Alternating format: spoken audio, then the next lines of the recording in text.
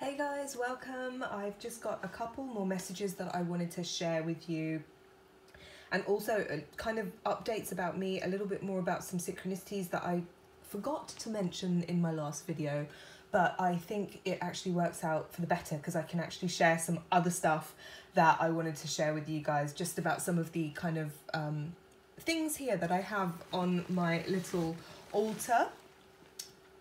These are just very traditional Hindu kind of offerings really that you get from the temple here, and these are from a temple for the Divine Feminine in the ashram that I am going to go to, that I was for 3 weeks to do my detox, and it's where I'm going to go back to do my yoga course, my teacher training course. That's if I get on the course. I'm still waiting to sort everything out.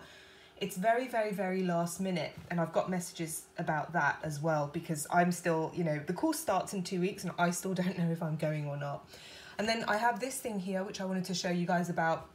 It's called a Shri Chakra or a Shri Yantra, and in its 3D form it's also called Mahameru, which means kind of great mountain pretty much. But if I lift it up and show you from the top,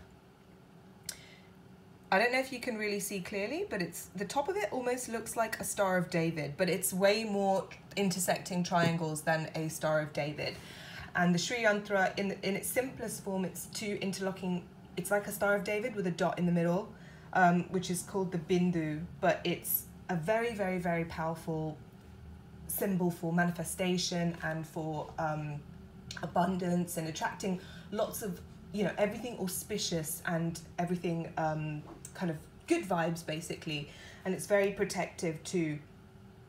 It's a very mathematically precise and very, very, very ancient form of sacred geometry, which we call yantras, and it's actually like it's been also described as a device or a tool or almost like a machine, in the sense it's like something that will really kind of help you achieve what you want to achieve. So Shri Yantras here, it's also very, very connected to the Divine Feminine. Most specifically, you see them in every kind of Devi temple. Devi meaning the Divine Feminine, also known as shakti kind of thing.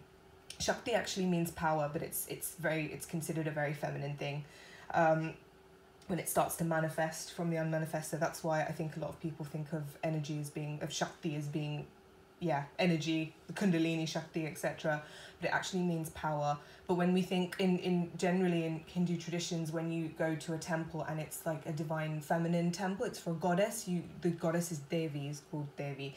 So the ashram that I go to, there is a very, very, very powerful Devi temple there, and these are some of the offerings that are from there. It's a couple of weeks old now, but I'm still keeping it in my house. These are neem leaves which are offered there. This is, oh gosh, I don't know what it's called in English, but that's another very, I think it might be nutmeg. It's a very, very potent kind of offering to make as well. And I've got some dried jasmine flowers in there, and this red stuff, which is vermilion. And you might see a lot of kind of people in India walking around with red dots on their forehead, and this is what it is basically. And sometimes you'll see them wear yellow. That yellow thing is either turmeric or sandalwood paste, and all of these things have been blessed at the temple. You basically make it as an offering, you get it, and they do a certain ritual. They just offer it to the deity, the energy form of the temple, and then that basically sanctifies it, and they give it back to you, so you can we take some of this red stuff and wear it on our foreheads, and it's very energizing. It helps with the kundalini rising, according to many people, and just generally warding off negativity.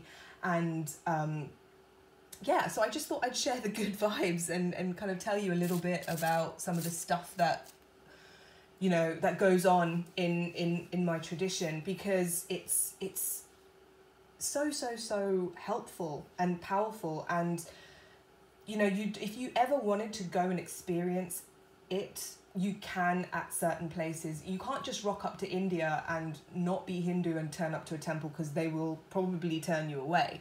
But there are certain places that you can go to, like Isha Yoga Center. I feel like I'm just like an advert for that place at the moment, and apologies, but I'm really, really focused on it, because I think that it's one of the places where it's very, very, very authentic. And that's why I'm going to go there to do my yoga teacher training, because honestly, I've done so many different types, and I just think most of them are rubbish, quite honestly, and it's nothing like what I imagined and what I knew yoga was kind of supposed to be like growing up within that tradition, and what I'd heard of it, and what I'd seen, of the people that I'd seen in India who were actually yogis, was so, so, so different. They are so different from the people that I see who kind of do yoga and teach yoga here. It's very, very different, and it's kind of, in my opinion, what I want from yoga is completely lacking in everything other than Isha Hatha yoga that I've experienced. There's always something missing, even if it's a very authentic, in inverted commas, form of the yoga. There was always something missing, a certain level of kind of transmission and energy and authenticity, which I have experienced for myself at Isha Hatha Yoga Center. So I strongly, strongly, strongly recommend that, if you can connect with the energies of this, then do. And if you guys ever want to go there, it's in South India. It's in a place called Coimbatore. And it's pretty easy to get to. It's really, really, everybody speaks English. It's the most organized place in India. Nothing else runs on time in that country apart from Isha Yoga Center, in my extensive experience. And it's wonderful because you can, at this Devi temple, so the Divine Feminine temple, there's a Divine Feminine one, and there's also a Shiva temple as well. And Shiva is basically the guy that gave us yoga, according to my tradition. And he's also, a god in the mythology or the tradition too, but in the tradition of yoga, the authentic tradition of yoga, he was the guy that showed up one day and taught these 7 sages, also known as the Saptarishis, which means the 7 stages. These taught him everything that he knew. He taught them everything that he knew, and that's what has given us the yogic traditions that still survive today.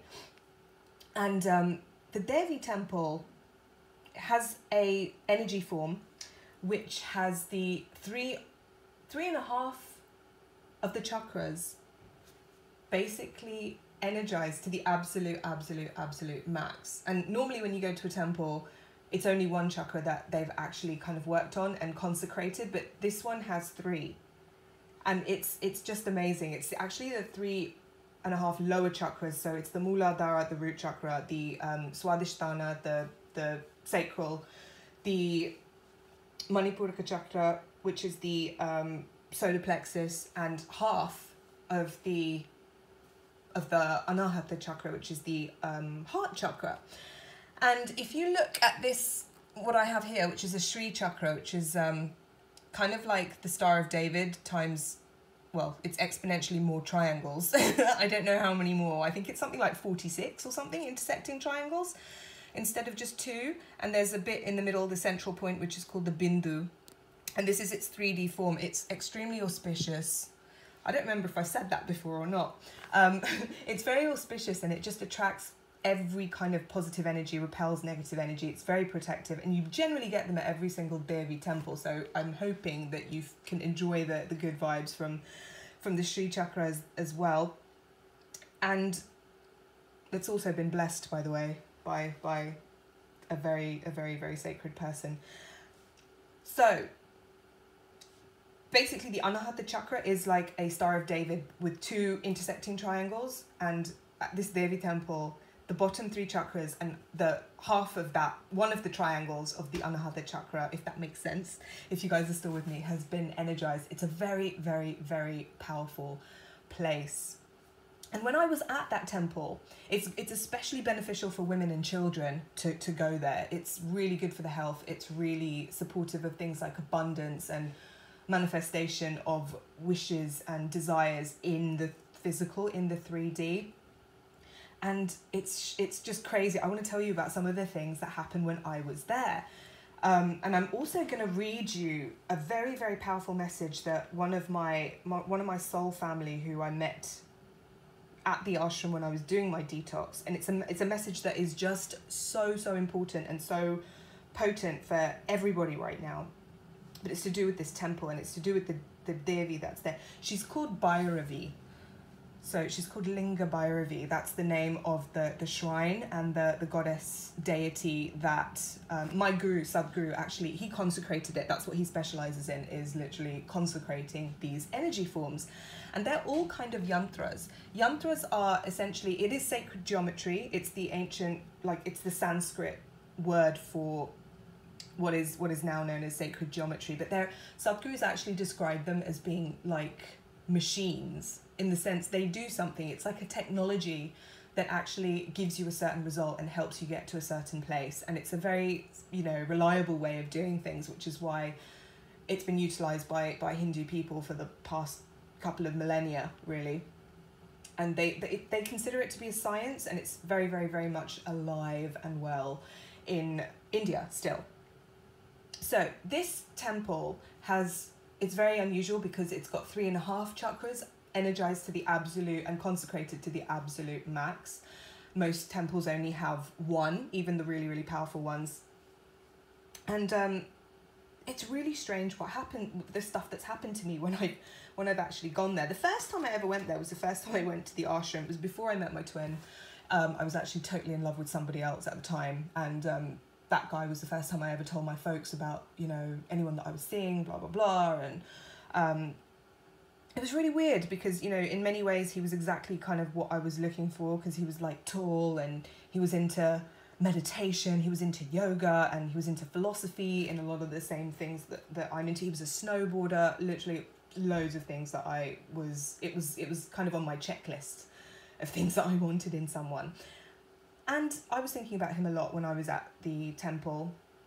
And I remember walking around, and I saw something on the floor. I very rarely pick things up off the floor.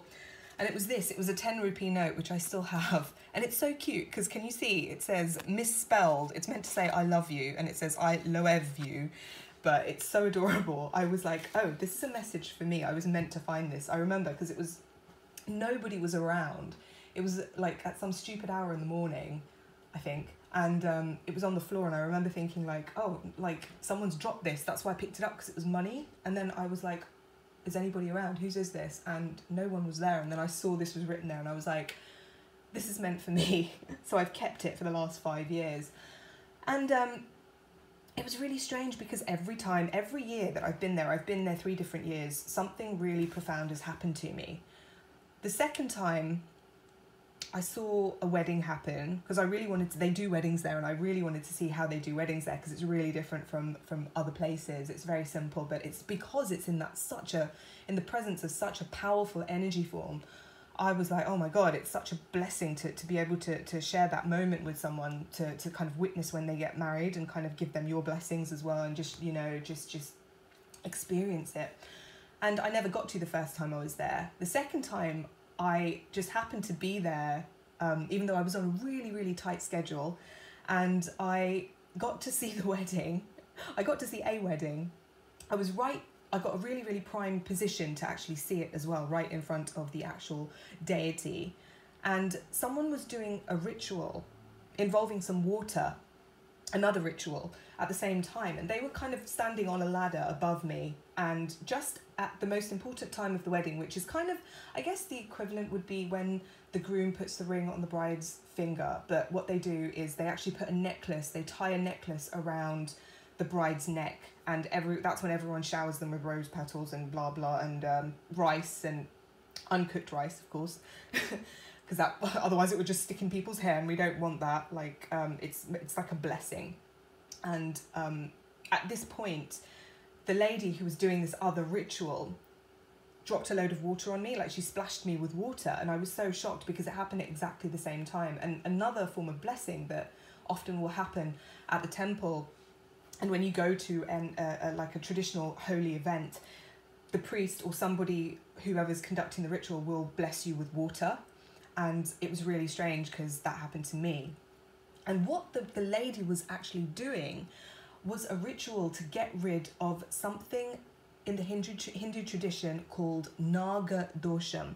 And that literally translates into, dosham is kind of like, it can mean something similar to a sickness or affliction, and naga is snake or reptilian, and it's really, I'm definitely going to do a video about it in the future, because it's so interesting. Because if there's ever kind of like a problem with someone where they get like weird skin diseases or weird diseases, or they can never get married, or they have a few mental kind of blocks or problems or stresses or strains, or they can never progress in life, real kind of restrictions and things that don't seem to have any kind of cause or solution seemingly, or if they suffer from a lot of fears and anxieties, it's called naga dosham, and there are certain rituals that you can do at the temple to kind of alleviate them. I'll make an entire video about it actually, because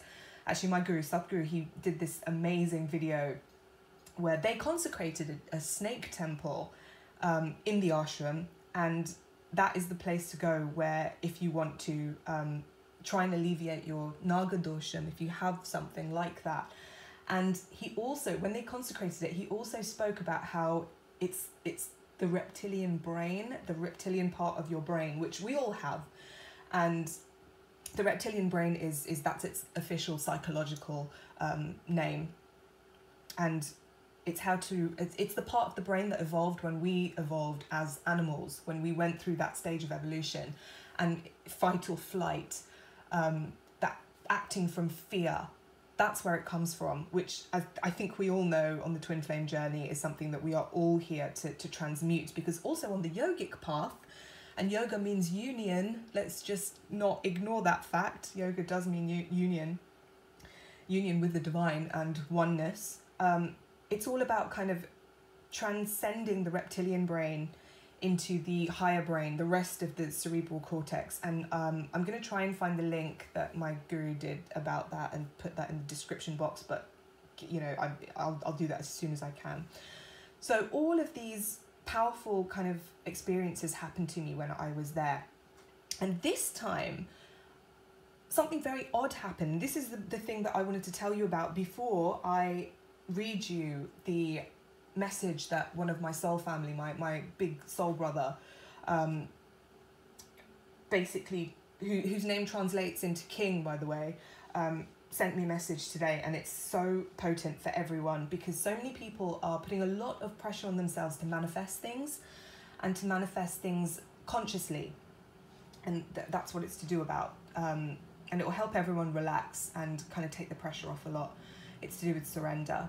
So I went to this temple, and I was having such a powerful experience. I was meditating, and I really had I just zoned out. I was feeling so intense. It was, because it's a very intense place, and it's kind of there to, my guru said it's there to kind of like, it has the possibility to really open up your energies when you're there, if you're just present with it. And that's what I ended up doing. But I ended up kind of crying. Well, not crying, but I had tears coming down my face, I remember.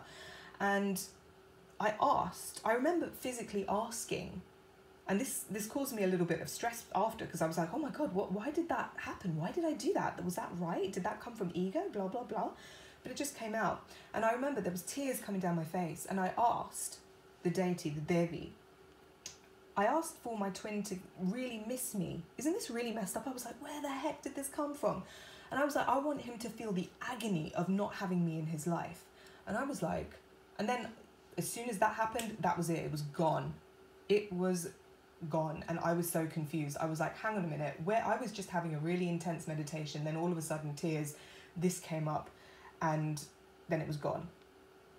And I mean, like, people moved. I was like so intense that people moved away from me. There was a couple of people sitting next to me, and they moved away. And I was like, oh my God, what's going on? But it was really strange. And it was almost like something happened, and this is what I felt later. It became conscious for me. And it was, you know, I was like, okay, whatever, it happened. And then of course it happened in real life too.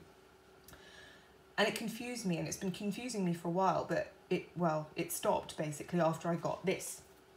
Because, so my big brother, he sent me, my spiritual big brother, he sent me this. What is the best, this is basically just an excerpt from a question and answer session with Sadhguru, who is my guru, who's the guy that consecrated this temple. He created it. So what is the best way to connect with Bhairavi Devi, who is the Devi, the deity of this temple that he consecrated, Sadhguru? The best way is not to ask for anything.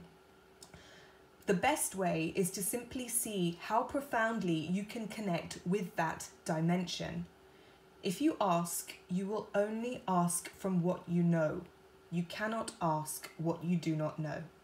Asking what you know may look like development for now, but it is actually a backward step. If what you do not know needs to happen, you should stop asking.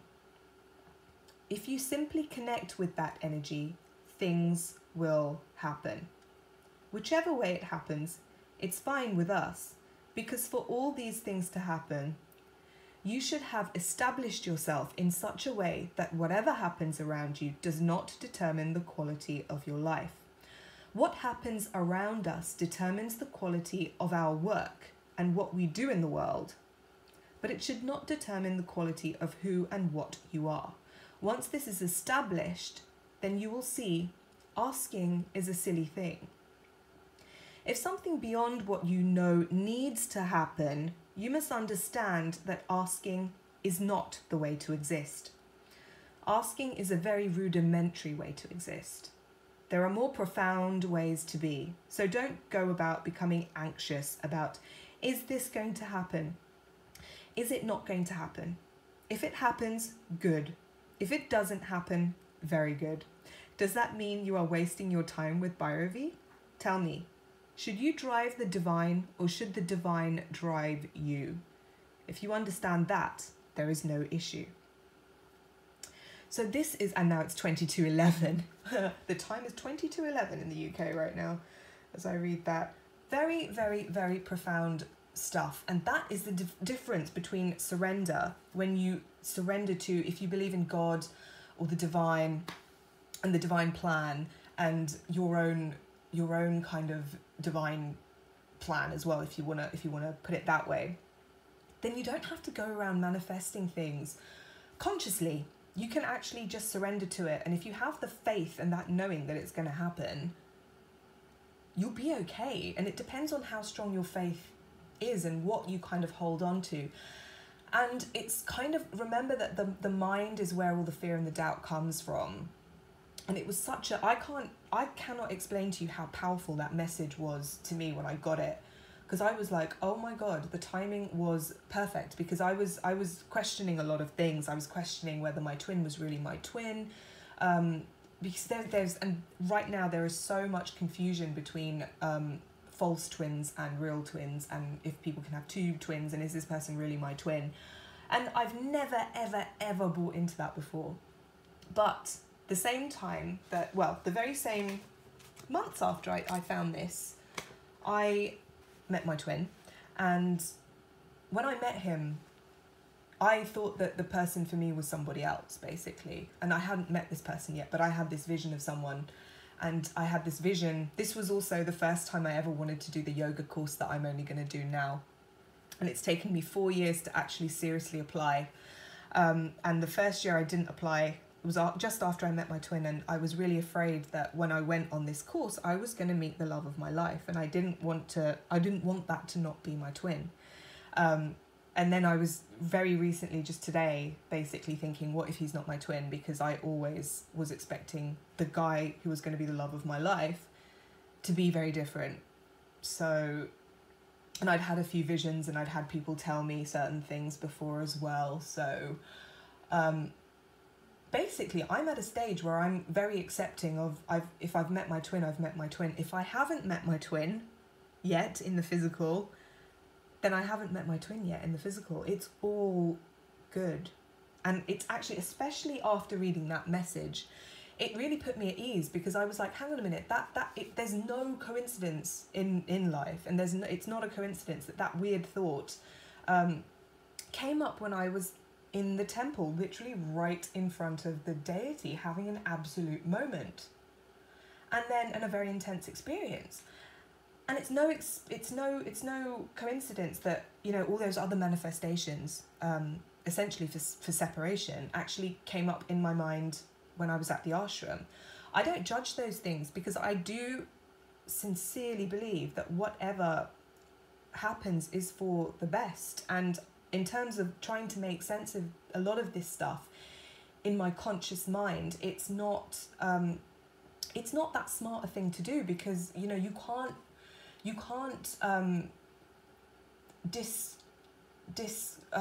what's the word? You can't really discount the fact that the vast majority of our minds and what goes on in our minds is unconscious. So most of the things that happen to us and that we perceive, we don't understand. We only understand a very, very, very limited dimension of them. And even that we filter a lot. So let me explain. If you think about, and I've mentioned this in other videos, but if you think about the brain being 100%, everything that's going on in the brain being 100%, our conscious mind is only something like 2%. So it's a tiny, tiny, tiny, tiny percentage. And I've often heard in one of the movements of Hinduism, they basically say that when you try and control things and ask for things and bargain with God, and that includes manifestation as well, you can still manifest, but if you're really obsessively manifesting for things to happen in a very certain way, you're kind of just bargaining with God. And it's not about striking a deal with the divine. It's kind of about, you know, it's more than that. It's so much more. And you could be selling yourself short if you do it, because you could be in your desperation to have things a certain way, you could be missing out on something so much better.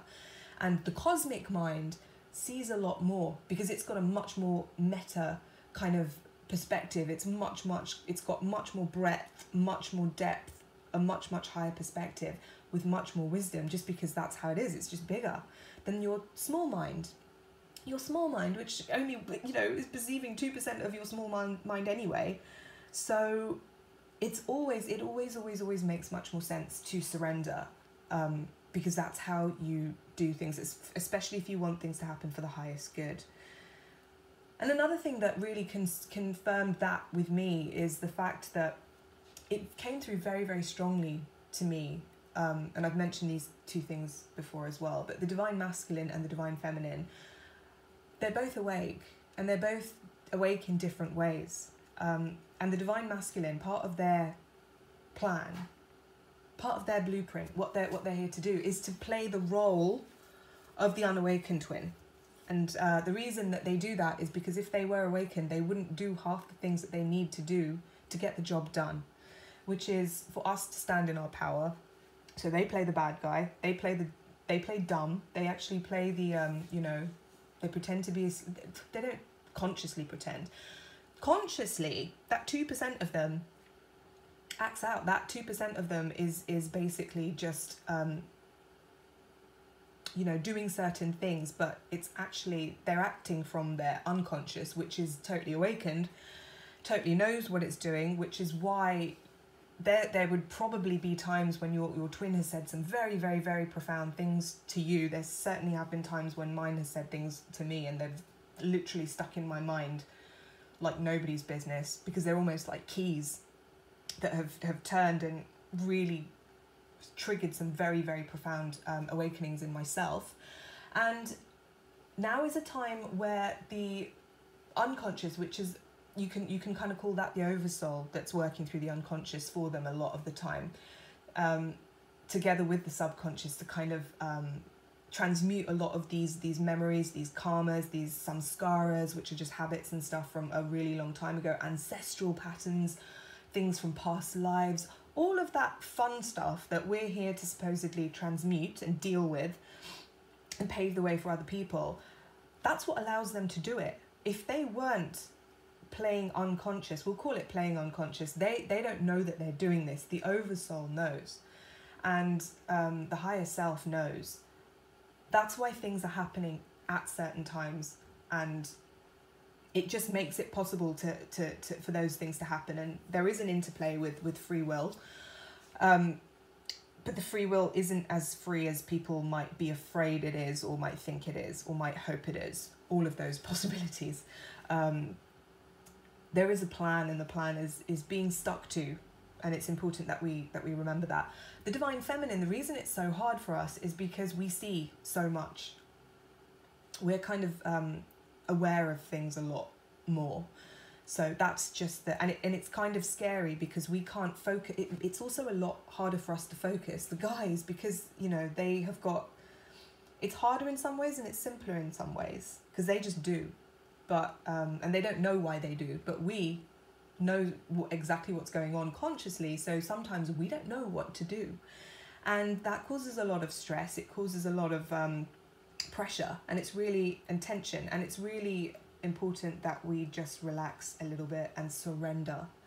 So a big message for me right now has just been for people to, that's why meditation is so important. Authentic yoga is very important.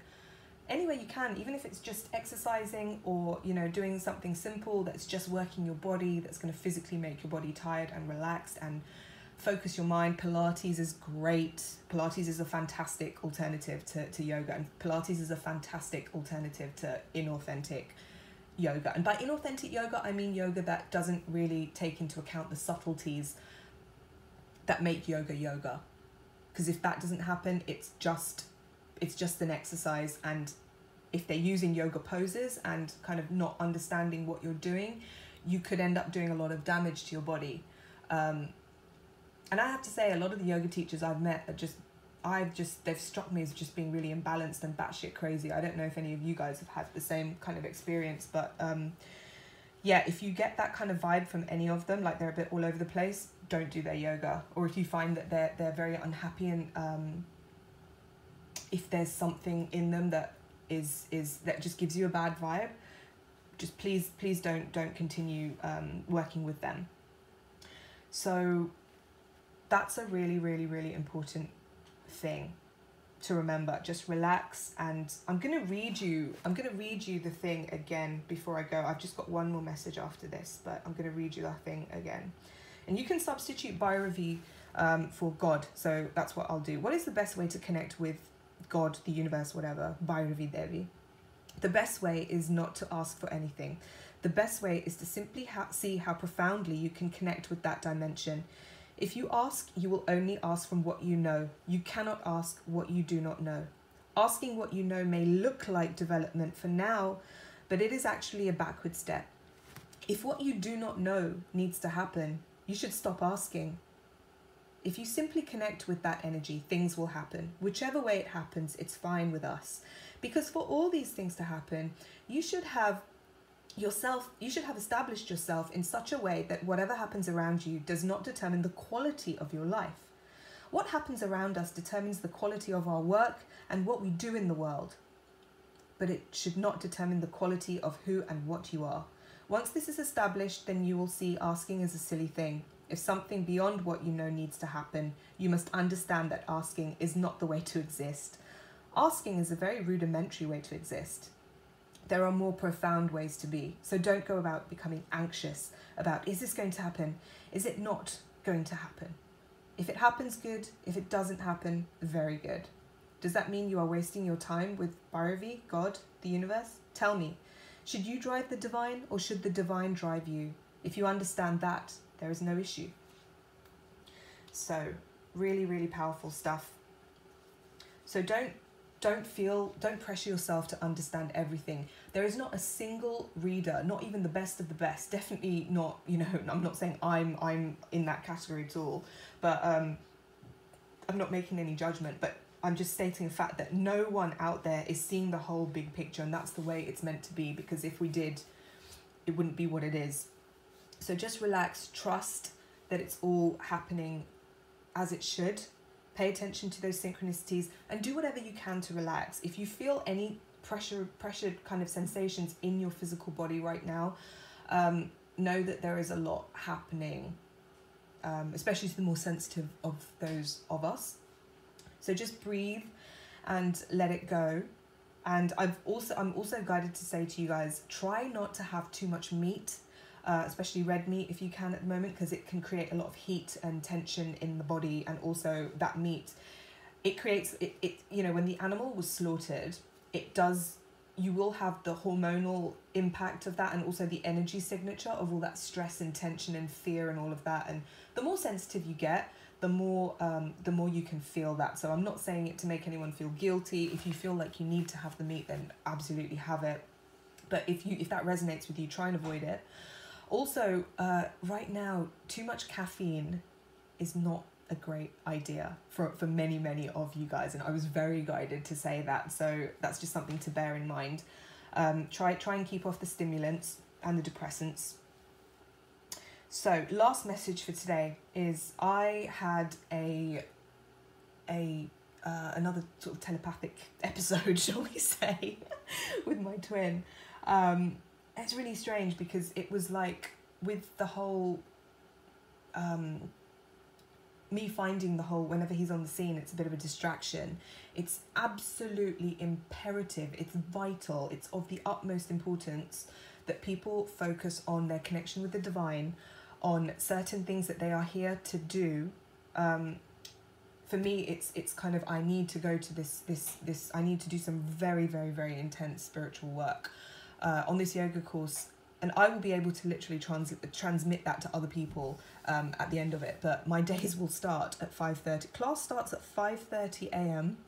where we have to do this thing called Guru Puja, which is basically a ritual to just respect and be grateful to our teachers, all the great masters that passed on the knowledge that we will be learning, and all of those gifts that they will be giving us. So we just say thanks for that. And then class starts, 7 hours of yoga a day. I will be eating 2 meals of very pure and sanctified food, vegetarian, mainly vegan, and I will be finishing, my day will finish at 9 o'clock. I will have a couple of breaks, but during those breaks I will be expected to study. I've got a humongous book about this thick to learn and learn off by heart.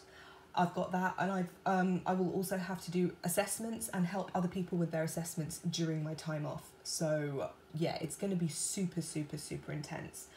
And that is, I'm doing that for myself, but I'm also doing that for everyone else. I'm also doing it for the world, actually, because that's what I'm here to do. I'm here to just bring back kind of authentic yoga and, kind of take it back to what it's supposed to be, instead of this $80 billion industry that it's been turned into somehow. And that's not what it's about. And so, yeah, it's going back to what it's supposed to be doing, because it's kind of, in its current state, it's actually very dangerous, and it's been very irresponsibly kind of transformed into something potentially harmful. So beware of all of that. People don't understand yoga the way that it actually is. So it's very subtle, it's very powerful, and it's very misunderstood and twisted right now. So yeah, if you want to know more about authentic yoga, stay in touch with me, because I will definitely be trying to do updates every now and again when I'm on the course. So the divine masculine, basically, my twin, he was like, I refuse to let you fail. Because whenever he's on the scene, I don't focus on what I'm supposed to focus on, and I get sidetracked by petty things, by petty 3D things. So, basically he will do anything for me and the mission. So I can't, and because of that, I don't have any hate for him. Sometimes these emotions, like, oh my God, like, how did this happen? Like, what's going on? All these doubts and stuff, they do pop into my head every now and again. I'm not saying that they don't. It's nothing like before, and I don't react to them, but they're still there. They are still there sometimes, and I do look at them, but then I think, hang on a minute, something like this will happen. So he refuses to let me fail, and he will do anything for me and the mission. And also, don't forget, I for some reason, this thought of, like, he is going to be in agony in some, I hate that word, it just makes me feel, ew. yeah, so I don't know why it came up when I was, you know, something so intense when I was in the temple. Okay, so I'm getting that needed to happen in order to create the pressure. That was the level of pressure needed for it to happen in the 3D to make this kind of, to make that possible. And, you know, some of us, I'm now also getting another message that's just coming through just now. So sorry, this is a little bit longer than I meant it to be, but this is why boundaries are so important, and I'm going to do another video about this. I've just been told I should, and I was thinking about doing it anyway. But boundaries, so many of us are really we've been through so much that we can actually take quite a lot. So in some ways we're very, very, very strong people, and things don't bother us.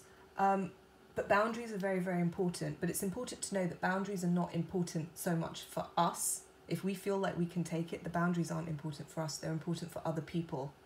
They're important for the twin. They're important for society. One thing I learned when I was a teacher was that kids love boundaries. Teenagers love boundaries. Everybody loves boundaries, actually. The more I kind of observed this once I saw it. And it's important for us. It's almost like a responsibility that we have, because the world, the way the world is right now, we're not really so evolved that we don't need boundaries anymore. So they're very important, and it's our responsibility to actually have clear boundaries. It will make things work a lot more efficiently, and it will help the world be, and our lives and just our interactions and societies and relationships be a lot more organized and efficient and run smoothly.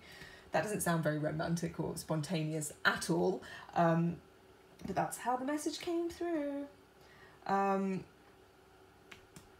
Self-discipline is really, really important right now. And also that self-discipline is so that we just keep doing what it is that we're supposed to do. And also the other important thing to remember is that I'm seeing that it's all going to plan, but you don't know the outcome. We don't know the outcome, and we're not being shown the outcome, because it's not about doing things for an outcome. It's about doing what we are supposed to do. Okay, so it's really, really important to have the focus, to have the discipline, because especially for divine feminines, many of us have not, because we see so much, we don't have the focus, and we kind of don't know what we're doing, and it gets a bit confusing. So I was also guided to tell you a story from an epic. It's actually the longest epic poem in the whole wide world.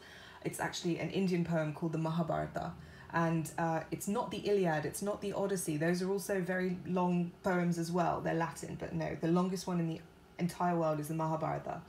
And it's a story, it's called The Great Battle, and one of the stars of that is the main warrior was a guy called Arjuna. And one day his guru, his teacher, his martial arts teacher, his archery teacher, took all of the class to, just to do an exercise. And he was like, right, students, do you see that tree with all the leaves? And do you see that branch over there? Do you see the bird that's on the branch? I want you to shoot its eye. So he asked all the students one by one, what do you see? And they were all like, I see the tree with all the leaves, I see the bird on the branch, I see the branch, I see the bird's eye. And then it was only Arjuna, and he was like, I see the bird's eye. And of course, he was the one that hit the bird's eye. And that's the kind of focus that you need on whatever it is that you need to do. You need to actually identify the most important thing that you need to do and get that done. It's so important. And I'm also guided to say, when you do those actions that are authentically aligned with what you're supposed to do, with your mission, that's when a lot of the physical sensations that you might be feeling, that might be kind of stressing you out and, not feeling right, whatever it might be, whether it's kind of pains, aches and pains, or like fluttering sensations, tightness in the chest or somewhere else in the body, it will alleviate those things, because the more in line you get, the more aligned you get, the more ease there will be. So that's a really, really important thing for us all right now. So just relax. Don't feel the pressure to kind of know everything. Just focus on what it is that you need to do for the mission and for your own connection with the divine. And don't judge the divine masculine, because he's actually doing, a lot of the time he's doing exactly what he needs to be doing, and he's actually doing it to help you for a lot of people. Remember, only take what resonates. But he also doesn't consciously know what he's doing, but we don't have to consciously know everything. So anyway, I hope you like these messages. I hope you like these offerings, and I hope you are enjoying a lot of the energies that I hope that you can get from them. Okay, thanks for listening. Thanks for hanging out with me. Let me know what you think in the comments, and also, you know, feel free to drop me an email at 1111queenofheaven@gmail.com. And yeah, I'm sending you loads of love, and I'll be back soon. Bye.